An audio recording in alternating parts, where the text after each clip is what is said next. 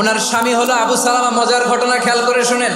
উহুদ যুদ্ধের পরে ওনার স্বামী আবু সালামা ইন্তেকাল করলো, শহীদ হলো। উম্মে সালামা রাদিয়াল্লাহু তাআলা আনহা ওনার প্রাণ প্রিয় স্বামী আবু সালামার ইন্তেকালের পরে চোখের পানি ছাড়ে আর পড়ে ইন্না লিল্লাহি ওয়া ইন্না ইলাইহি রাজিউন। যেহেতু বিশ্বনবী বলেছেন কেউ যদি বিপদের প্রথম ধাক্কায় পড়ে ইন্না লিল্লাহি ওয়া ইন্না ইলাইহি রাজিউন, আল্লাহুম্মা আজুরনি ফি মুসিবাতি ওয়া আখলুফ লি খায়রাম মিনহা, তাহলে এই বিপদে যে সে যা হারালো তার চেয়ে শ্রেষ্ঠ কিছু দিয়ে আল্লাহ তার বদল দিয়ে দিবে। এই হাদিস শুনে বারবার এই দোয়া পড়ে চোখের পানি ছাড়ে আর মনে মনে বলে আবু সালামার মতো ভালো মানুষ মদিনাতে নাই, তার চেয়ে ভালো মানুষ কি করে আল্লাহ তাআলা আমারে দিবে, তার চেয়ে ভালো মানুষ তো আমি মদিনাতে দেখি না। কি আজীব তামাশা, কি অবাক করা ঘটনা।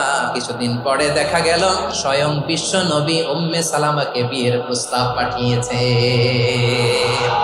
উনি রাজি হয়ে গেলেন, বিয়ে হয়ে গেল, উনি হয়ে গেলেন উম্মুল মুমিনিন, আমাদের মা, পুরো মুসলিম উম্মার মা। চিৎকার করে বলেন আল্লাহু আকবার।